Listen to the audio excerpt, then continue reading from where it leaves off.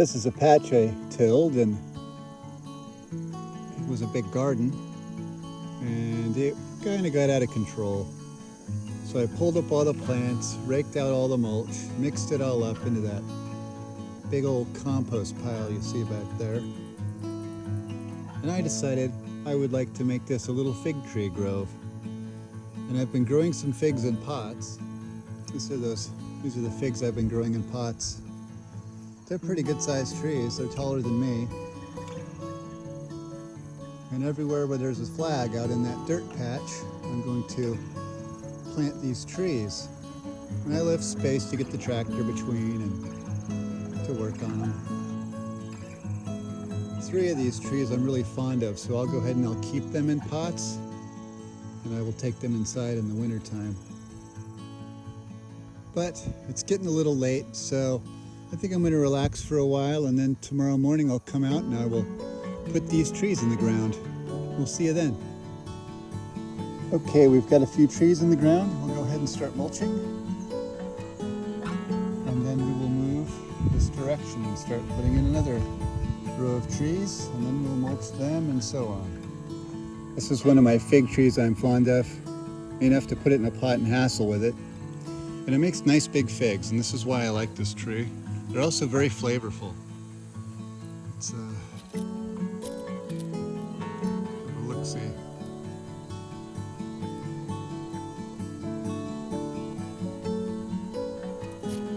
It's a good sized fig. And they're very, very berry flavored. I like that. Well, there's some mulch piles put in.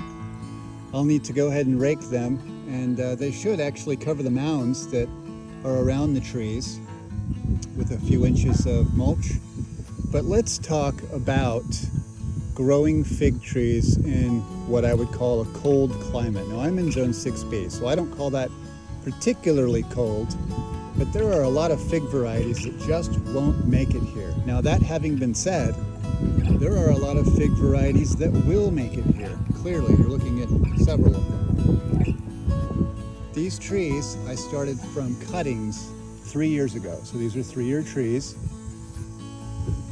This is their 4th year of growth.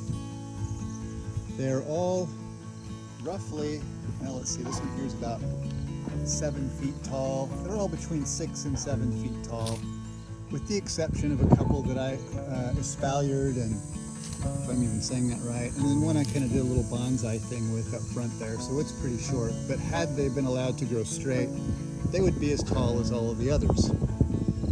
That having been said, let's see how tall they are now. So we'll go ahead and take a measurement here. So we're at about 5 feet. So that tree is 2 foot under the dirt plus the root ball. So the 7 feet is from there to there. From there to there is the 6 foot. So there's another 18 inches of height to account for. So that 18-inch root ball is now under the permafrost level. And then we've got a lot of tree still there in the ground, which will root out, that'll be fine. And then we're going to cover them again with the mulch. And then when wintertime comes, yet again, I will put another big pile of mulch on each tree, and whatever sticks out, we can trim off and give away as cuttings, or we can just let it die and laugh at it in an evil way. I don't know. So that's where we're at. I have all this to do. I don't think I'm going to do any more today. I'm going to go ahead and rake all this out, get a little water on these guys, get them watered in, and we will continue on with this tomorrow. But for you, the trip will be instantaneous, my time traveling YouTube friends. So we will see you in the blink of an eye. And there you have it. 1 fig grove completed. And I ended up miscounting. I only had 2 trees at which I had available for toting in and outside and making a special burden of.